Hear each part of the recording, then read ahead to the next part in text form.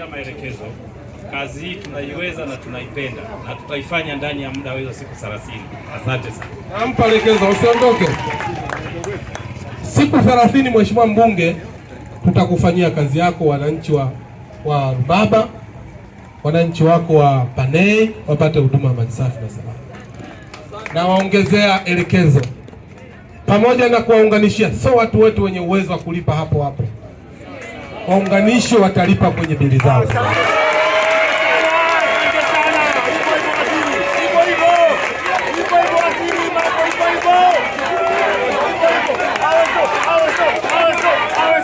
Saidie. Pigeni makofi mengi sana Mheshimiwa Mbunge. Nataka niwaambie ndugu zangu wana DAWASA, leo nimekuja hapa Kibamba. Sikuwa na ratiba ya kuja hapa Msakuzi, waliniwekea maeneo mengine, lakini mbunge wenu akasema lazima tupite Msakuzi. Nikamwambia nafuata.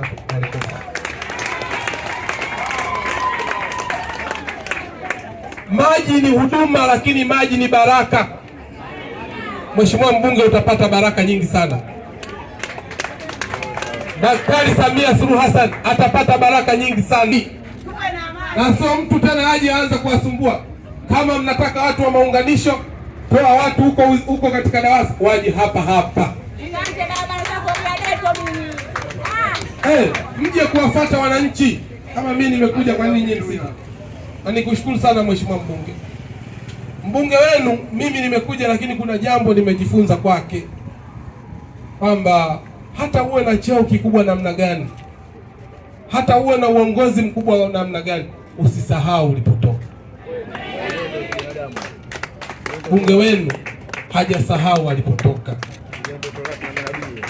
Memwamini kwa muda mfupi, amekwenda bungeni, leo amekuja kwa wananchi wake. Hajawasahau, hajawatupa. Mtu akikufanyia wema, mlipe wema. Kutoa huduma ya maji ni marufuku. Kutoa huduma ya maji saa 10 za usiku.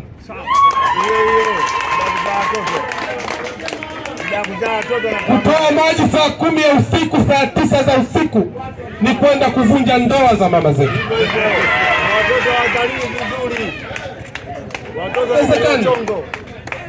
Kama mnataka kutoa maji saa 9 za usiku, nataka kutoa maji saa 10 za usiku, basi bora hayo maji mwende mkajaze matenki asubuhi, toka wananchi. Saa 9 za usiku mtu amepunzika, ameshachoka ya kazi, leo ndo unatoa maji. Alafu namwambia utapata maji Msakuzi kwa siku 2. Sasa ushatoa maji saa 10 usiku, siku sinabadilika saa 6. Kwa hiyo utakuta anapata tu masaa, lakini hana hizo siku 2. Naomba mkafanye marekebisho. Mwambie wananchi wa Msakuzi, pamoja mahitaji ya maji ni makubwa, hamtopata maji wakati wote. Nyinyi mtapata Ijumaa, mtapata Jumamosi, lakini saa ngapi? Najue. Ekeni mambo yenu wazi. Leo nimechukua hatua hapa. Mimi nimeshasema kabisa, mtu ambaye hasiyefanya kazi sio rafiki yangu. Wakati mwingine jambo ambalo nimejifunza, serikali inachukiwa au kiongozi anachukiwa, huku watu wa chini hawatendi mema. Tendi mema. Serikali inajenga mradi wa milioni 900, watu wa Mpiji Center, watu wa Torino wapate huduma, lakini wananchi hawana habari. Na wauliza, hawana habari.